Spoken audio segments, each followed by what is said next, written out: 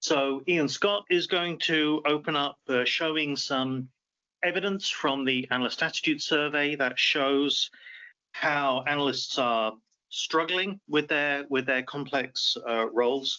We are very lucky to have Rory Duncan, an industry analyst and former very senior analyst at IDC, now working independently with us.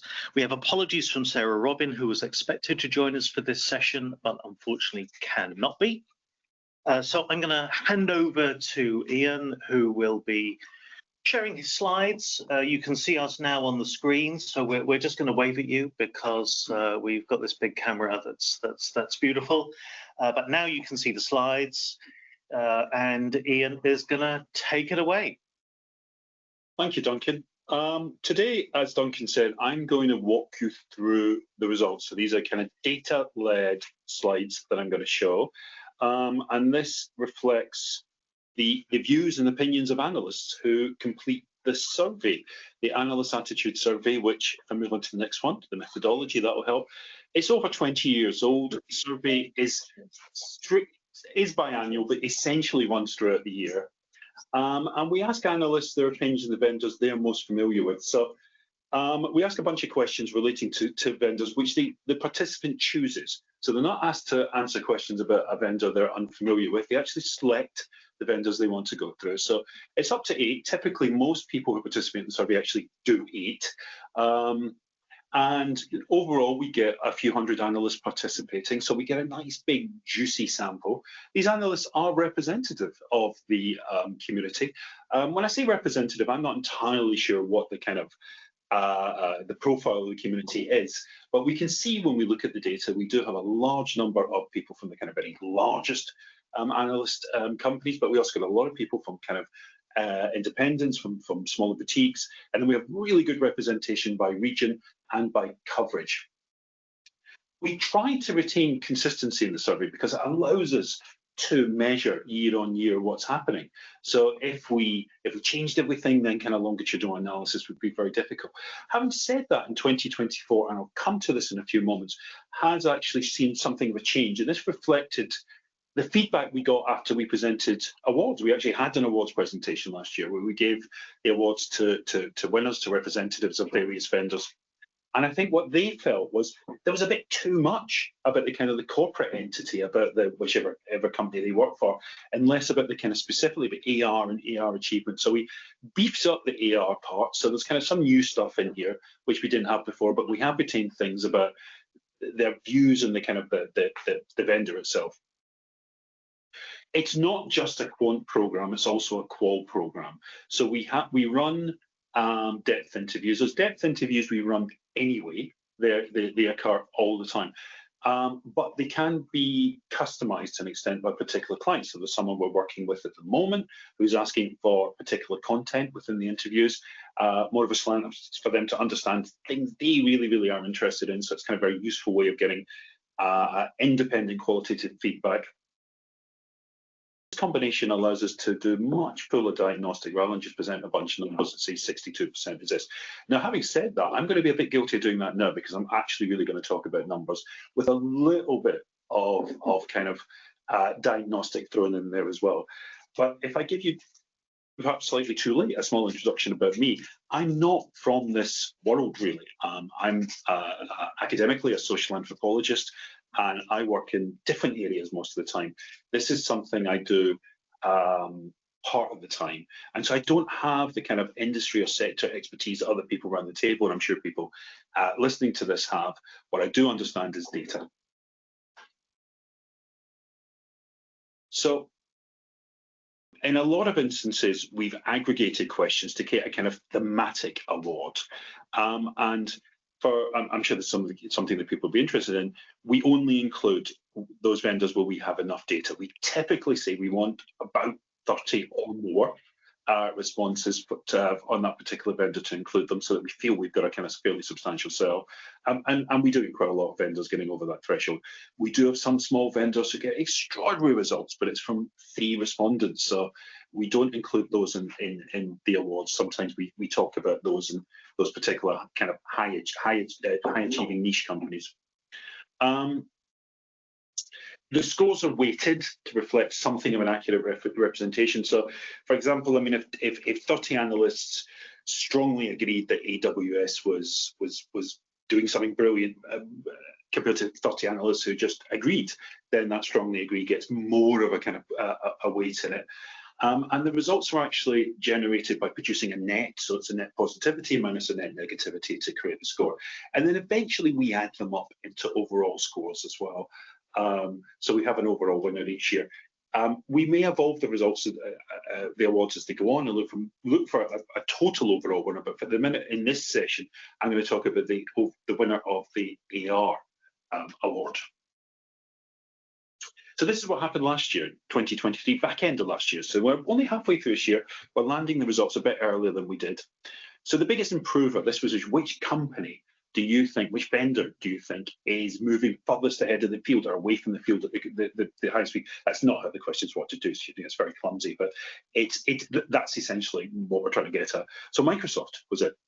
The customer favorite, and it is always a strong customer favorite. So we asked vendors, who do your customers say is good? Who do the customers like? Apple. It's not necessarily what analysts like, but it is what their customers like. Who is the industry leader? So who is the kind of who within the sector or sectors they work in is the top dog? And that was AWS with Microsoft just behind. So Microsoft and AWS jostle for that sort of first and third award. You as an analyst, who would you speak highly of in terms of, particularly in terms of the AR team? That was Ericsson. So we're kind of smaller in terms of the amount of data we have, winner of that award. And the best AR team was IBM. Now, I find this really interesting, just as someone analyzes data, and I know a couple of people at IBM as well now, but what really struck me was IBM have surged in recent years. They really have in the last sort of, I think there was a dip 3 or 4 years ago, and then the surge back has really, really been impressive. But the overall champion, despite not winning any award last year, coming near the top in all 5 was Nokia when we added all of the results. So it was a top. Nokia typically does very well in AR scores, and is much liked by the advocates that deal with it. So let's move on to the 2024 awards. I'm not going to speak too long and through this. I'll explain what each award is and who the top 3 are, and then perhaps we can open up to more of a discussion. So the customer favorite. Who do analysts here, their customers speak highly of? Who do they think their customers like the best? So once again, Apple with, I'm not going to show the numbers, and I think, that obviously we could, but the numbers become something of a distraction. But there is a really good distribution of numbers here. Apple's score is huge in this category. It really, really is. It is one of the biggest scores we see anywhere. It wins this category by a margin. Next is Google, and third was Dell. What about the analyst himself? So who would you recommend? And with a smaller sample, admittedly, picking it, the analyst said Intel. That's the one I'm most likely to recommend, which had always done well in this, but this year actually rose to the top. AWS second, and Dell again appearing third. So these are questions more about the kind of corporate entity. We'll move into the AR section now. So which AR team do you trust the most? And so the most trusted relationship was with AWS. The next most trusted relationship was with IBM. Now, I'm kind of signposting this now, but there's going to be a lot of AWS and IBM in the coming slides.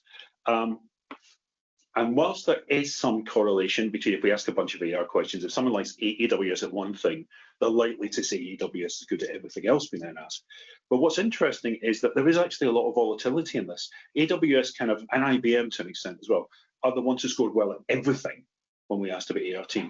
Other companies rose and then fell depending on what we were asking about, so there was a lot of volatility. It's not a really dull and dry data set around here. It's really, really interesting, but with 2 vendors rather dominating. So third as most trusted was Salesforce, and I'd like to give Salesforce an honourable mention at the moment in the AR questions. It did well consistently. And another company who I don't think vendors, you're not going to see on this beautiful podium as we go through is Oracle. And that's a bit unfortunate because Oracle had a whole clutch of both places, but couldn't get into the top 3. So they are a well-liked AR team. So what about the relationship? I mean, the one before, if I flick back to, that's who do you trust? But relationship, this is like essentially saying, how much do you like the people you work with? Do you feel, and obviously trust is part of that relationship, but overall, do you like these people? IBM finished first, AWS second, so they flipped, and Cisco had their first appearance. Cisco again scored frequently very well in all of the questions that we covered here. And what about who provides the best service? And this includes things like proactivity, responsiveness. It's just about to kind of, do you give me what I want? Are you good at servicing me? So AWS top again, IBM, and then Cisco. As I said, Cisco appeared frequently. What about the quality of information? So we lose IBM here. Their information actually dropped, and I don't mean it's terrible. They dropped down the ranking a bit because there were 30 odd companies in the ranking here. They dropped down, they're still in the top half. But this was an interesting kind of fall for IBM, who are a high scorer overall. AWS were felt to give the best information. And in fact, AWS's information, while not as frequent as some others, was better quality and more relevant. Second was Google, and third was Cisco. Again, so Cisco has a whole clutch of bronze medals. Who's the most knowledgeable? So who delivers the most valuable knowledge to analysts? So AWS top, IBM back again. So the one before was the quality of the information. So I think this is more about the knowledge of the actual analyst. Sorry, I think we may have worded this a little bit sort of densely here at the top. It's really about, you know, which analysts are the ones that really know their stuff. AWS were regarded as the top here, IBM second, and Google third. And this is probably the last one I'm going to show for the moment. We kind of rattled through these because I'm aware we also started a bit late. So when we add up all of the AR scores, we see at the very top. So if we add up all of the scores for analysts, for various vendors given by the analysts, and we add up all the good stuff, and then we subtract all the bad stuff. And there is actually, and I'm really not going to mention them, but there's one vendor, and it would be really interesting to have a kind of like guessing game about it, but there's one vendor who scores a negative score here, whose negatives outweigh the positives, so there's more disagreement around it than agreement, which is it's a kind of standout score. But way out in front are AWS and IBM. So in the same way that the corporate scores are battle between AWS and Microsoft, and as we follow awards year on year, then we drop. Because of IBM's recent surge, they've now become a kind of giant in these scores. And the reason Nokia, who did really, really well, was Nokia didn't get enough data this time. So I had to disqualify Nokia from the actual award. So we don't know. The scores are very good, but there isn't enough of it. So with Nokia removed from the awards, that leaves AWS and IBM kind of straddling the top. AWS, the gold medal winner, by a comfortable margin, and then IBM by a very large margin to Cisco, who are third. That's the ranking, that's the rating for the best AR teams. You can see some much, much larger vendors that are kind of at the top. Obviously, they have more resource, but they sit at the top. So we have AWS, followed by IBM, followed by Cisco. And that's an overview. If anybody wants to come in with any comment or thoughts about what we saw. I mean, just to kind of set a bit of a framework for the discussion before Rory comes in. I mean, yeah. I think what's interesting. I mean, okay, we've seen the names of many of the vendors, and in a way, it's a bit unsurprising that there is a fairly compact group of organisations that have big commitments to analyst relations and are doing well in many ways. But I think what the results also show is the relative independence of like being good at building relationships and then being viewed very favorably as a vendor. Yeah. And then there are various criteria that kind of drive that, like, you know, knowledge of the analyst, knowledge of the market, the availability that is there. And if I can just come in on that point, Duncan, I mean, one of the things we found when we looked at the data is that there is a relationship, and there's a relationship between favorability towards AR and favorability towards the vendor as a corporate thing, and they move up and down together. So there is, now the causality of that is almost impossible to unpick what's driving what there. But what's interesting, what we found when we analysed one particular very large vendor with an enormous amount of data on, and they're on that page, what we found when we looked at their scores was that for every 2 points analyst relations went up, the vendor score went up 1 point. So there's a kind of like a 2-to-1 ratio, and it's almost perfect, and you can follow over many, many years. And if they drop at the same rate. Yeah. I have a question about, you talked about how the analysts are talking about the customer sentiment towards vendors. Yes. And, how happy they are with vendors. But I don't know that a lot of customers will call up and say, hey, I'm really happy with my vendor, and hang up. Like, I feel like it's usually the problem children that you're talking to. So how do you, I guess, gauge that in the data? Rory, maybe that's a question for you. Yeah. So, that's really interesting data. And yeah, I'm not surprised again. It shows, without kind of preaching to the converted here, the importance of a really good and well-structured AR program, right? No, I haven't been sponsored by Duncan to say that, but I think it shows, and the fact that it correlates with the perception of the vendor is extremely important. So great, that's absolutely how it should be. In terms of how that then factors in, and how that would then, where you take that next, there is the issue, as you said, where sometimes there's not a correlation between the two. And how do you then instill that? Where do you then take that? I think in many cases, when we have, if you think, sorry, I'm rambling slightly. We often get many invites. We get many invites as analysts for many different things, and how we're treated isn't necessarily about, who has the most data or the most information. To your point, Ericsson, Nokia, some of the others could be higher up that list, but there simply just wasn't enough data there. Yeah, that's fine. Typically, it all boils down to the human approach.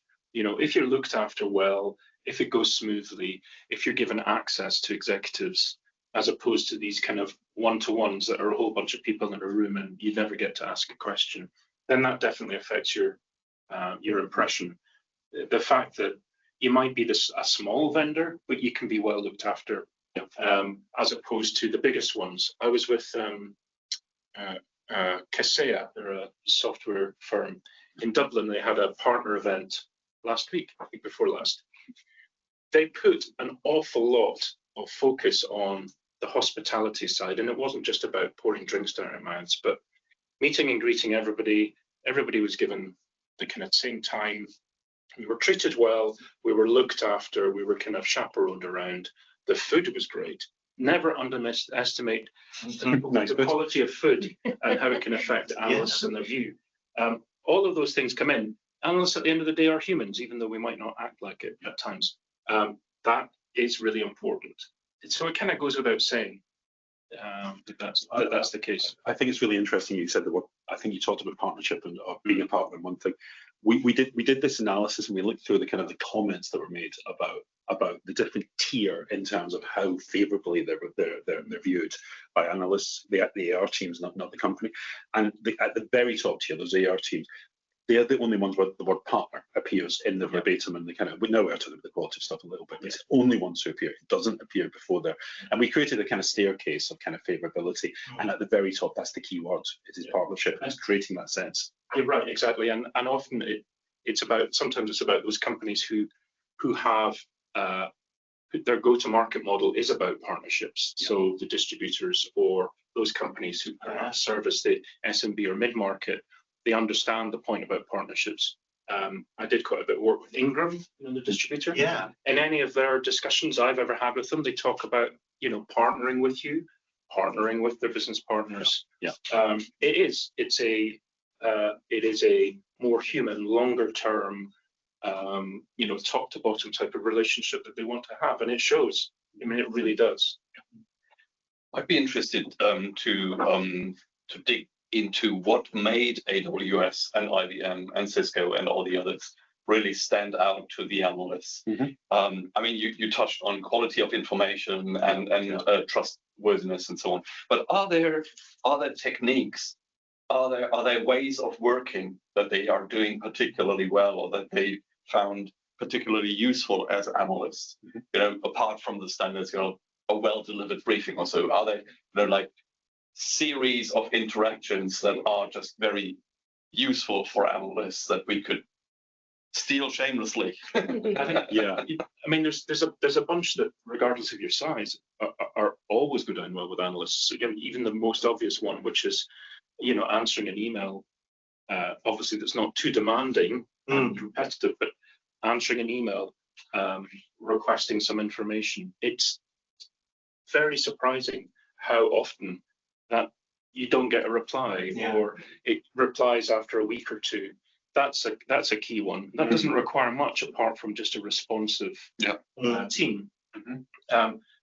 Access, if you have a specific question, you receive something like a press release or a document, and having access to the person that can answer that is really good, as opposed to just being given a generic briefing or something. The follow-up. Yeah, if I can say, access is absolutely magic dust. It really, really is. It is a hugely impactful thing, giving access to the right people, and that's often measured.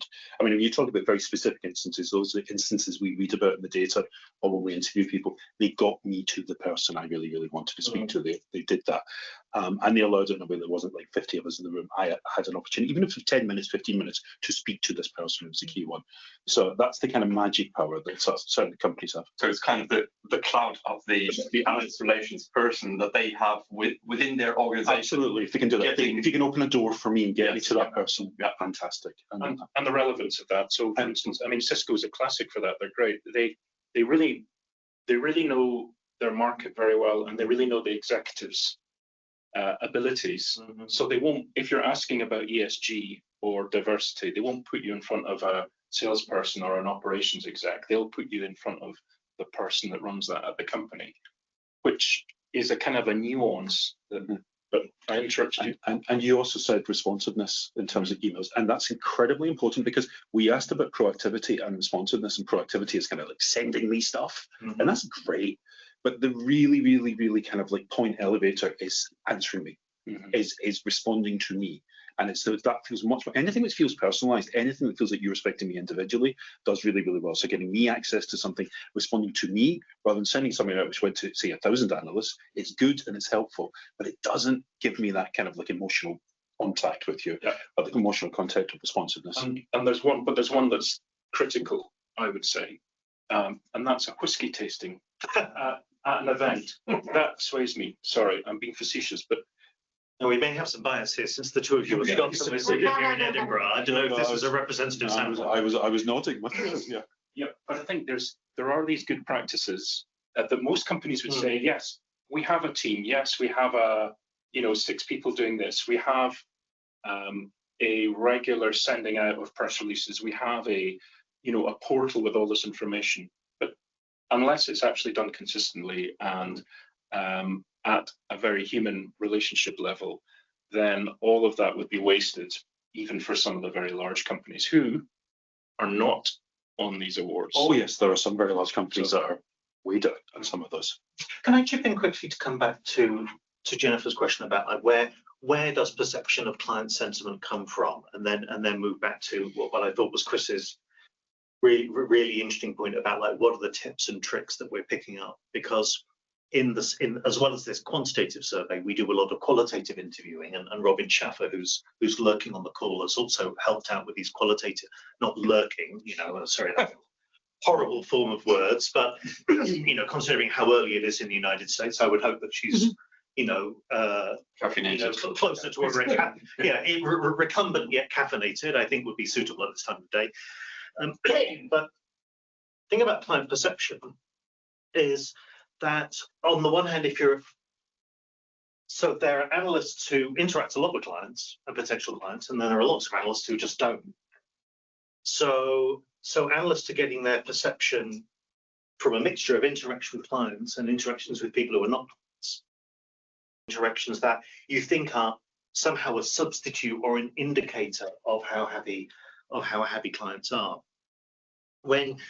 When you have inquiry calls and advisory sessions, now they're very rarely, I've got a question about vendor X. People phone up and say, I've got a business problem. I've got a challenge, or I want to not get sacked. Like they phone up with a more immediate problem that they may not have connected up to technology strategy in an effective way. And so then analysts start mentioning, vendors and success stories that enterprises have had working with vendors. And the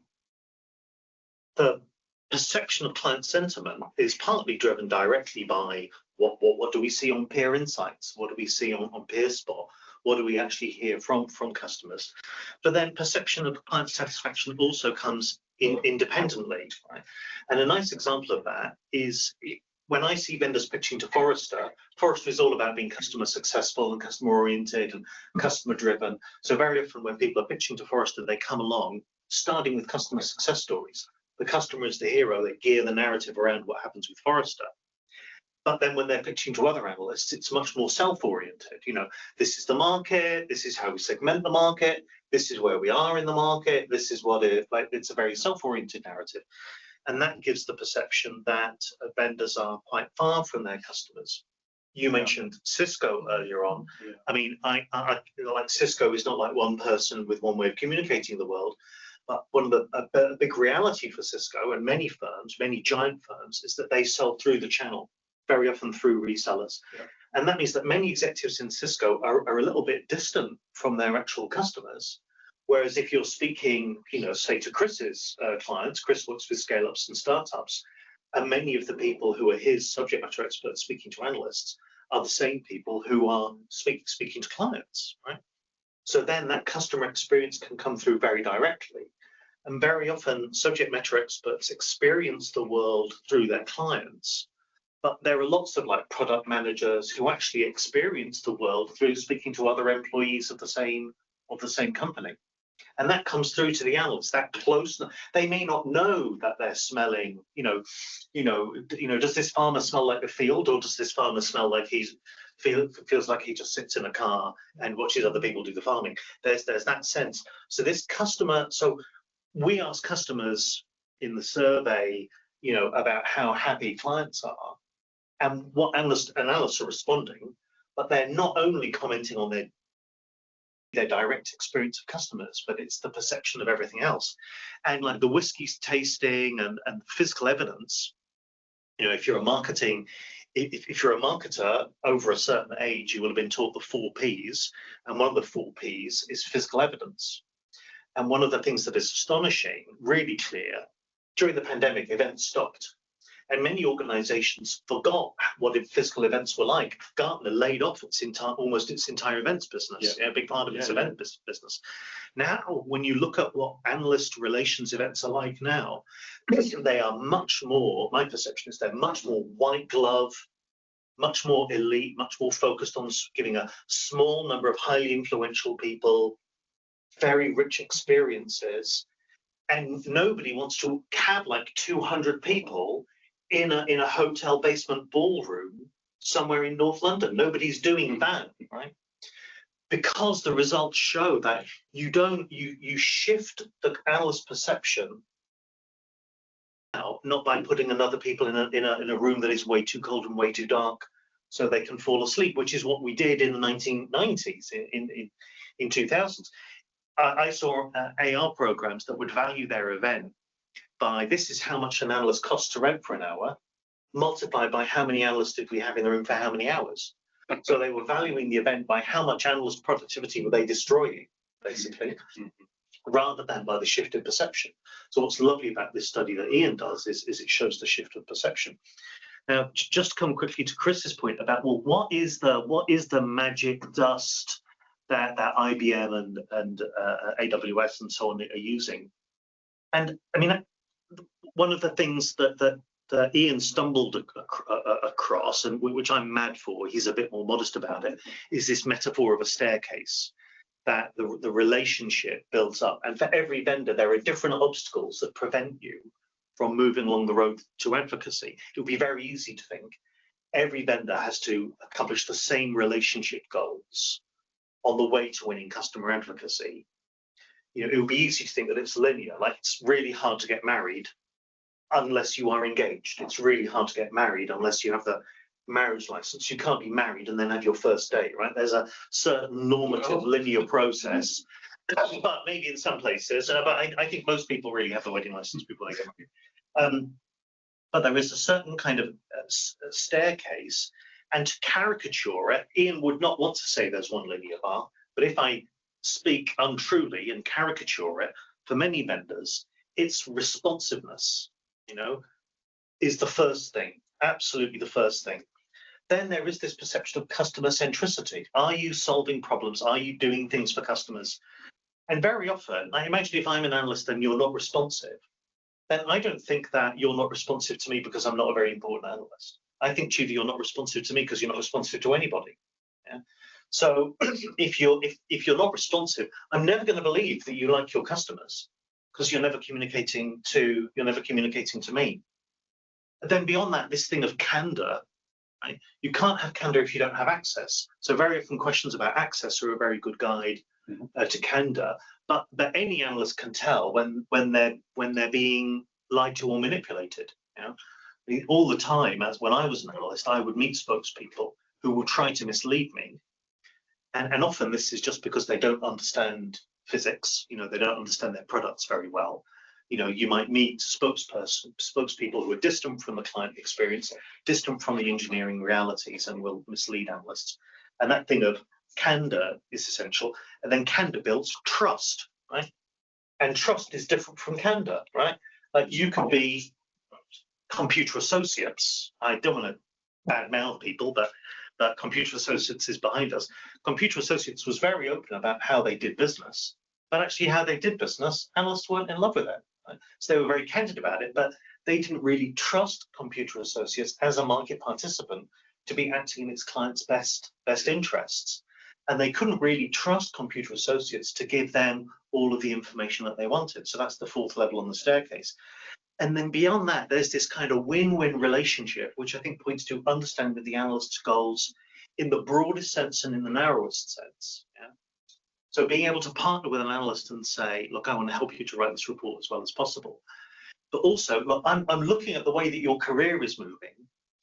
I think you should be not one of those 500 people who've become an analyst in Gen AI this week, right? I know everyone says that you should be moving into Gen AI, but maybe don't do Gen AI, right? Maybe look at machine learning in the print industry because that's really boring and can make a lot of money. Right? So that kind of partnership, Forrester talks a lot about the need to help your favorite analysts to raise their profile above their natural background level. Yeah, like amplify what they are saying. That helps build trust and shows understanding of the goal. And then when we spoke to analysts, what we saw were like thousands and thousands and thousands of examples of best practice from these vendors, some of which were wonderful and creative and really heartwarming and very humane, but they all kind of fit into these buckets. Yeah. And what we found, just very quickly, what we found at the top of the staircase, that this group who sit at the top, and the one particular staircase Duncan was talking about is one particular vendor, so the model changes, but this vendor, which is probably the vendor we have most data about, I think it's a of the analysts who answered about that vendor, know that vendor very well, would qualify as advocates. And once you get to that level, you're more than twice as likely to recommend it if you're asked. You're so much more likely. The scores were kind of stratospheric, and it was about 30% of the people, and about 70% of the survey know they like them by and large. And this is a very high scoring vendor as well, but only 30% fall into that kind of super promoter kind of category. And that's because they've worked their whole way up that staircase. And they weren't all from very large analyst companies. Some were smaller independents, interestingly. Chris, I know you want to come in. I want to make a point about these super advocates later on, but you come in. I can see you on the edge of your seat. Well, on the topic of trust, I was wondering, because I experience that like every day, that trust is generated very much through a vendor's, large or small, doesn't really matter, a vendor's self-confidence to let an analyst in on their real thinking. Let them in on their struggles, on their, what hasn't worked and what they figured out about why it hasn't worked. Because analysts are so much about learning themselves, learning about things and understanding things. So I feel, and I would love to hear if that's reflected in the research. It is that reflected. letting them in on your thinking, letting them in on your problems, your issues, your all these things in a professional way, ideally in an inquiry, not in a briefing, because inquiries are NDA protected. But so be clear about that. Yeah. But I wonder if that's reflected in the research. Yeah, it is. It is. And when we get to the top of these kind of super promoters, we talk about that. Those are the type of relationships they have, which are honest, have candor, and trust is very high. And it sort of obviously flows both ways between the two parties. So that capacity to kind of show a warts and all picture and say, yeah, that was a bit rubbish, wasn't it? And I feel that but this is what we're doing to fix it. They love those stories. Absolutely love. And that is great that you're reflecting that in the AR award, because that is, in my experience, a lot of what analyst relations is about, not just towards the analyst, but towards the other end of the relationship, which is your subject matter experts within your business, creating that trust that you're forming a safe space to discuss these topics professionally, and thereby elevate those relationships and arrive at those leadership awards here at some point. Yeah. So that's amazing. Cool. Thanks. And I want to come back to super connectors, but it's funny how, again, post-pandemic, this word elevate, I am hearing this word in analyst relations conversations over the last 2 years. I've never heard it in the first 2 decades of working in analyst relations, right? And there's something there which I think illustrates this phenomenon of the super connector. If you imagine a bell curve, yeah, you've got some analysts over here who are super positive towards you as a vendor. You've got some analysts over there who are super negative towards you.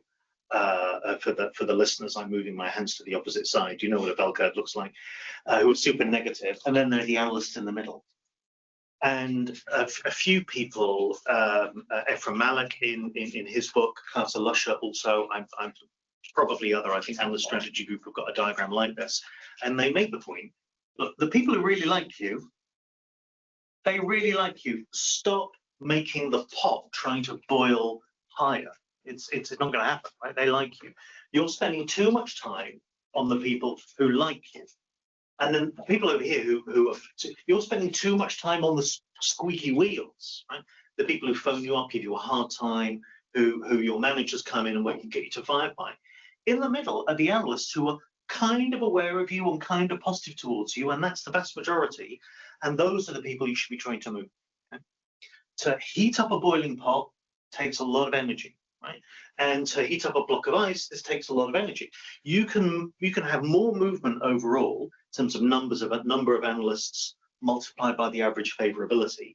You can get much more results by moving on the ones in the middle. And for almost all vendors, this is true. But what's so interesting about these scores, because if you think of like AWS, IBM, Cisco on the chart at the moment, right? Maybe there's somebody at Cisco going, oh, well, we're not very good, right? We came third. But obviously they're coming third out of all of the other vendors.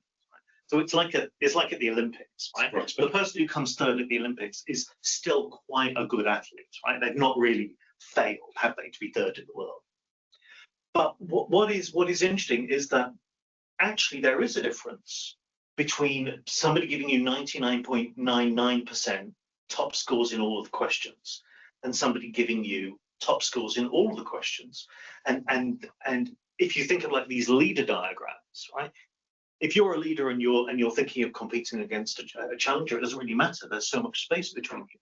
But if you and your immediate competitors are all along the kind of efficient frontier at the top of the program, you know, if you're AWS and you're comparing with IBM and you're competing with IBM, competing with Google, then actually that 1%, 2%, whether the napkin was folded, right? These little things can make a difference between this performance at the very, very high end.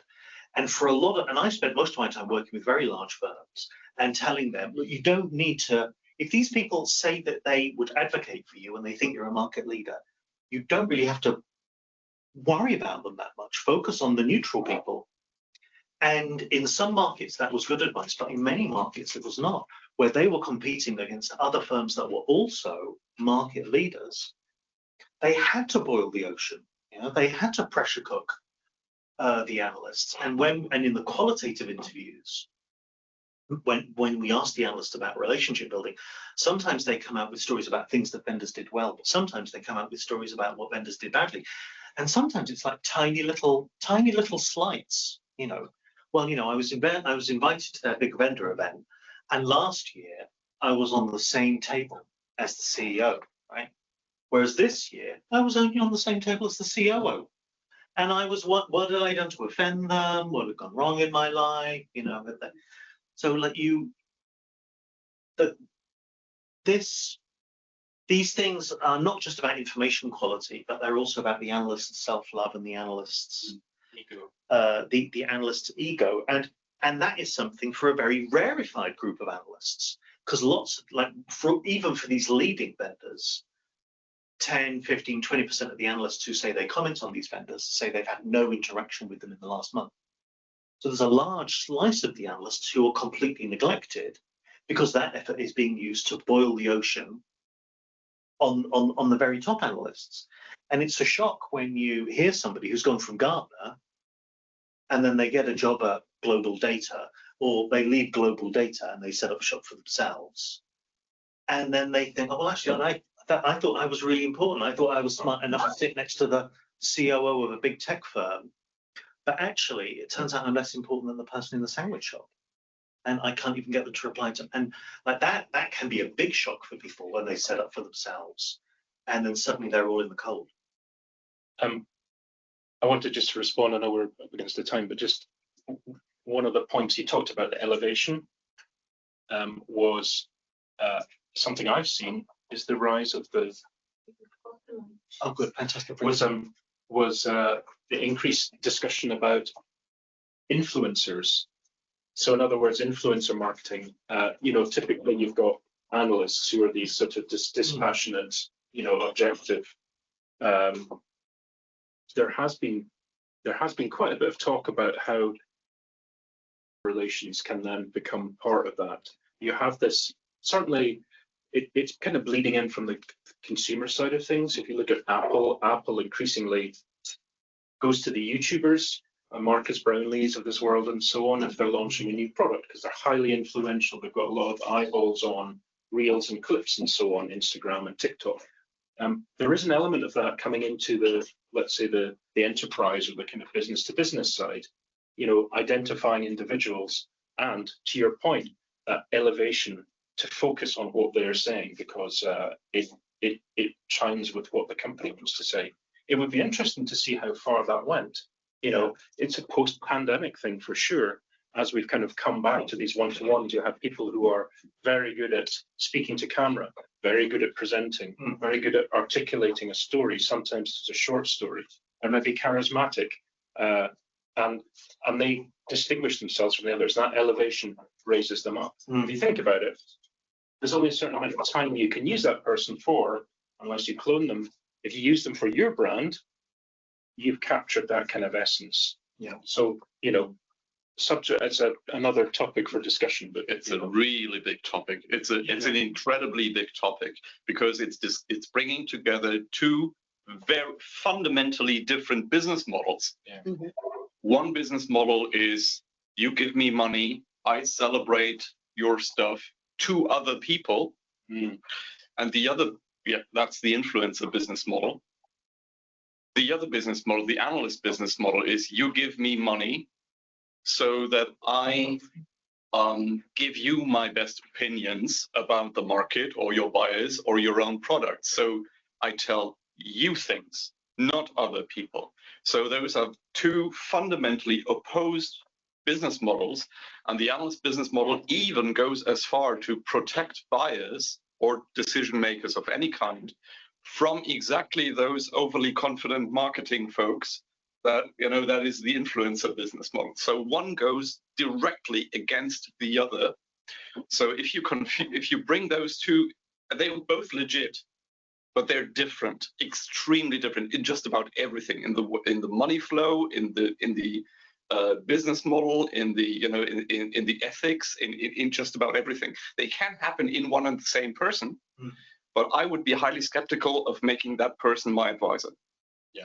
But Rory, isn't this exactly the case that, in fact, I think it's beautifully put that not only in almost every analyst firm are these two business models, not really contending, but exploiting different customer segments with different preferences, and even in the same analyst, you can have a division of labor with a left brain happy analyst and then a more skeptical analyst, depending on the scenario. Yeah, there are opposing forces, and I think you talked about this before. Pulling in different directions, the desire, the necessity to be strategic and objective and cold and rational, versus the very human aspects of being partial, enthusiastic, being evangelistic about things. And I think those two things sometimes meet. Certainly, I guess my point was that I've seen more of that. There's two circles, to your point, these business models, and there is an intersection. There probably always has been, but I think, at least in some of the companies I've been talking to, there's been more of a desire to look a bit more at where those two circles intersect. Are there opportunities there? And then protect people from that intersection. Yeah, potentially. It depends on what the objectives are. Protect people. Protect the whom? Protect buyers and protect the people who spend money from that intersection, because it muddies the water. I don't know what I'm getting. Am I getting something, is that real opinion, or is that paid opinion? Is that, what is it really? Can I base my decision making on that blurred, overlap kind of thing where I cannot really be sure what I'm buying? And this is a question in almost every market, isn't it? Who guards the guardians? Yeah, I understand why some folks try to overlap the two fields, because there's more money to make. Because there's more, I have a larger field that I can, play with, and because it's getting muddied, the business that I'm in as a consultant becomes more special, becomes more influential. I can make more money as a consultant to help you navigate this difficult field, because I created the difficulty, because I overlapped the two things and I try to, discuss two very different concepts under one and the same name. So I can understand why that is being pushed, but I don't think it's smart. I don't think it's useful. Ian, thinking back to the survey data, especially to the qualitative data, it's kind of interesting that like some analysts do say, they used to spend money with me, or I was really grateful because analyst relations were able to introduce me to some marketing person or market intelligence person who could produce money. But actually, like the financial incentive, I realize it just doesn't come across very often in the qualitative data. Maybe this is, I think it doesn't come across very strongly to me. Maybe I'm missing out on something. I don't recognize this at all. I think it's more likely to be, I think what analysts would value is like, they engaged me to do something, and so I got to spend more time with them. I got to visit them. I got to find out more about it. I got more in. I think that's part of the value proposition for the analyst. But of course, if it distorts what they are writing, then it still has complications. The other thing that Chris and I were speaking about on my balcony after dinner last night was in a way like that tension between analysts having relatively independent editorial agendas and following agendas that reflect analysts' clients' criteria. That is a semi-permanent tension for analysts. But then what you have is a different phenomenon of the influencer. Of a market commentator who exists only because that is their business model, is to be paid as a commentator.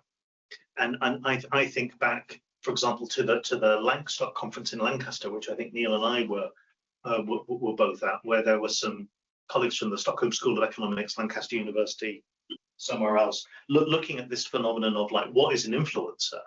And an influencer is basically somebody who is open for business, someone who's got an audience, you can pay them, and they will mention something about you, and that is like a classic TikTok influencer saying how amazing your skincare product is because you've just given them a box of it, and then they know they're not going to get a second box unless they talk about how great it is. And these people are often like not productive analysts, right? So the person who writes a custom evaluation about your very boring product because you've paid for them to write an evaluation of their boring product, that is not the person who is going to be on Market Watch TV talking about why they're surprised that not everybody is buying more shares in. And that is exactly the problem, because those I mean, and that's a legit business model. It's a business. I don't know if it's a legit. It's okay. But if that becomes very present, and if that is regard that as the model of an industry analyst, the fundamental value of the analyst proposition gets distorted and gets diminished and gets lowered, because the trust disappears and the impartiality disappears and the value of their insights for my business disappears. So what these folks are actually doing, they're masquerading as analysts, but they're really following a marketing PR agency's model. So it's analyst masquerading, and that creates a problem, because especially in my field of play with technology startups and scale-ups, that's a perception that is very largely spread, and they say, well, it's all pay to play, doesn't it? I need to invest hundreds of thousands of dollars in order to appear on a report, or in order to appear on a and to do well and stuff, and that destroys the analyst relations or the industry analyst market, and it's not a good thing. So I believe we need to work against that and tell things apart. Again, not saying one is better than the other, they're just different, and our job is to point out how different tools should be applied to different problems, and not muddied, because if we don't, it muddies the water, and it leaves people with terrible perceptions that destroy the market. Neil, can I try to draw you in on this? Because when I think, for example, of your book and the interviews with analysts that you and Robin did around your book, I mean, your data really came from really highly respected analysts who are really trying to do their very best job, and I do think this phenomenon that we're talking about is very separate from the commercial pressures that are definitely observed in the the legacy analyst firms, the biggest analyst firms, the ones on the tip of their on the tip of their tongue. And what we're looking at now are different sorts of people, different sorts of analyst firms that are in a way kind of gaming the system of developing an audience, and then delivering that audience to their clients, and that sentiment doesn't really come across, I think, in what you I mean, your book definitely talks about analysts feeling commercial pressures. You want to do this category because people will want to read that research. I know you really care about toasters. Nobody wants to read research about toasters, maybe don't. But what are your feelings or experiences about how far do commercial pressures, how far have commercial pressures come up in the conversations that you've heard? And is there something about this kind of phenomenon that seems like qualitatively different? Is it the end of is there just a criteria? Is there just a slow gradation of commercial pressures boiling up, or is this sort of phenomenon very different from what you've observed in the major analyst firms? Yeah, it's a good question. I was struggling to think when you were talking about these firms who kind of bridge the divide of examples. I mean, HFS, for example, is someone who plays both. That's a great example. Yeah. Frost and Sullivan. Yes, yeah. An extreme example. Yeah. But also HFS is extremely popular, isn't it? Extremely popular. Yes. Yeah. And it's very influential. It's come from nothing really. It was a tech blog right at the beginning. So HFS could be the classic example, because it, like 15, let's say 15 years ago or something, it went from tech blog to being an analyst firm, and then from kind of nowhere to having like 100, 200,000. I mean, it's going to have a much bigger audience now, but it went to having like 200,000 readers because it was opinionated. And a lot of analysts are super boring, super boring. Yeah. And they were really opinionated. And I think it's fair to say that many of the analysts who are highly influential are highly opinionated. I haven't looked at HFS for about 10 years or something, but back then they did a lot of thought leadership activities that were obviously funded by vendors, because that background level of noise about a vendor would change. They would be talking about, Infosys or HCL relatively similarly to their competitors, and then suddenly the volume would go up. Yeah, there you have it. It's a very effective means of creating attention and creating turnaround and these things. So I believe it's a kind of pressure thing. So the stronger your position in the market, especially on the buyer side, and that's Gartner, Forrester, IDC, and the likes, the stronger your situation there is, the less you are pressured into doing these kind of pay-to-play offerings.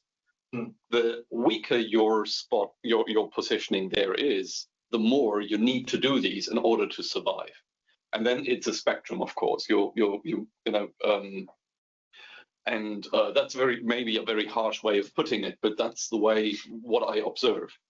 And there are no hard lines, I would assume. I think there is an increasing demand for opinions.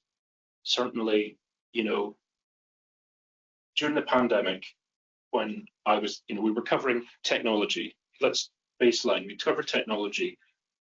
Suddenly, here was this global pandemic, this terrible thing that ever happened. Clients started to ask about health-related questions, macroeconomic factors, stuff that they hadn't asked us before. Why? They wanted our opinion on it. We could go back to them and say, well, we don't have health data. We're not John Hopkins. We're not an economist. We don't have economic data. And clients were like, no, we don't want you to give us the data. We want, what is your opinion on how this affects things? Now, they may say to you, okay, we've got your opinion, we don't agree with it, but it helps us then determine our own opinion on it. And that's important. That's certainly something that is increasingly asked for. What is your opinion? And it's not because you say, my opinion is you must buy X, Y, and Z. My opinion is this. It's an insight into a specific thing that you're trying to form your own opinion of, or try to determine what you think of it. And that is where the kind of influencer thing is touching on to the analyst side. To your point, a charismatic figure who's perhaps on a market watch or has a platform is not necessarily talking to the customer at the end of the day. Yeah. They are creating an influence base with all the others that are watching them. And that's the power behind that. Whether it's real or not, or deserved or not, they're creating something that can be used. And then the client can use that in whatever way they want. But they are that kind of opinion former for that reason. So that's... I want to let Jennifer in. Before I do that, I just want to say to our online attendees, we do have a Q&A chat thing. In the first session, people were a little bit more active, whereas you've been kind of consuming the conversation in this second session. If you want to contribute any questions into the Q&A, then do that now, because in 10 minutes or something, we're going to be taking a break with our lunch. Before she chimes in, I want to just throw in one mini piece there. And maybe that's the pedantic German here talking. I think we need to be super precise in this difficult topic between someone being influential and someone therefore appearing as an influencer in, let's say, casual kitchen table language, and someone actually performing an influencer business model. Yeah. Those are different things. So I very much agree with first of all, informed opinion is very good. That's what we want. Paid opinion, very skeptical. Both may be influencers, one in a paid form and one in a just by being very informed. So we have to be super precise there in which words we are using. And what I'm referring to is I'm not against influencers, someone being an influencer by information and by that and being influential. That's all good. That's what we want. I'm just differentiating between the two business models that are behind it. So where does it come from? That's just... Yeah, no, and I agree that there are definitely are these two models, and there's a lot of analysts, or a handful of analysts who are maybe former analysts that have found fame and fortune in pay to play and are making money. But you have to think about, why is this phenomenon happening? And I think the biggest challenge is people are looking for opinion, but it's because vendors are so far ahead of where the consumers or the people who are buying their products are, and they see these visions and they don't know how to get there. So they need guidance, and the vendors aren't giving them that guidance on how do you get to nirvana. They're just showing what nirvana is. So they're looking for analysts or influencers or anyone who can give them that opinion. So if there's some person standing on a soapbox and maybe they've been paid, but they're like, wow, this is the neatest thing since sliced bread, and here's, why, it holds value with the buyers because they need that guidance. And I don't know if there's a way that analysts who historically have been giving that guidance can shift and give a little bit more, like step to step, or are they just going to go to these influencers and get that? Yeah. So I know I'm sounding like an old man. Social media has a lot to answer for, but but the point is, where we would get our opinions and influence from: newspapers, radio broadcasts, many things that were structured and controlled. We can now get that anywhere from anybody. Yeah. So there's the fact that people believe they have the right to express their opinion wherever and have access to that and can create their own opinions, but therefore will look to others to influence their own opinion. And that kind of has stacked up to create this, it is kind of sea of opinions to try and pick from. As a vendor, you're right, you have to still have the vision to say, for example, adoption of Gen AI will transform the world and free us from ever having to work. Everybody's saying, well, how does that affect me? Where are they going to ask for that? Well, people are increasingly looking to influencers. They're asking in forums. They're talking and exchanging opinions with people that they've never known and will never meet, who are anonymous because it's not their real names. They're looking for those answers, to your point, that the vendors can't give. And there is a really, sorry, Duncan. I think we do have to wrap up. I think that what I'm saying is a good wrap up. I'm sorry. Yeah. And that is that there is a difference between the B2B perspective and the B2C perspective. So the problem is that every B2B decision maker is also a B2C person. Mm-hmm. So that's where the lines are blurring between those two models here, and both in our consumption of information and in our expectation of information, and how analyst firms are responding to that demand, as you say. For example, HFS, we mentioned them earlier. They have a large community of hundreds of thousands of people.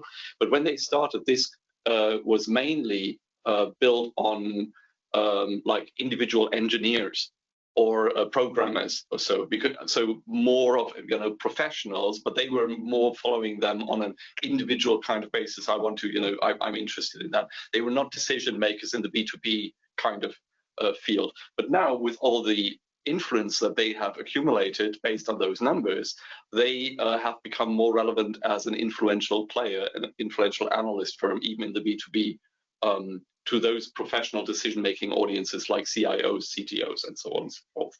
So that's where the lines are really blurring, and it becomes really difficult to tell things apart. Ian, since you opened the conversation, I should give you the chance to close. Before, I mean, maybe there's nothing. I also just wanted to draw attention to a comment from Robin, who's speaking in our next session, where she says the challenge is happening because Gartner dominates. Smaller analyst firms don't have the credibility. Less known analysts can't get trust from the market. The more information that's available, the more we need experts we can trust to guide our decisions. And actually, one thing I would say, just thinking of the Analyst Value Survey, a different study, is although buyers do use a wide range of influencers, they actually do know which of them are independent and which are not. Yeah, I mean, they're not idiots. Yes. So we might be very concerned about vendors paying analysts, but actually the vendors do know. And of course, this session is about like the pain of analysts. I don't know. We've come very far from this topic of the analyst experience. If anybody who is listening to this would like to read more, like to know more about the data, please contact us, because we have a lot of this which we share publicly. That was very much a top line overview. So thank you very much for your time.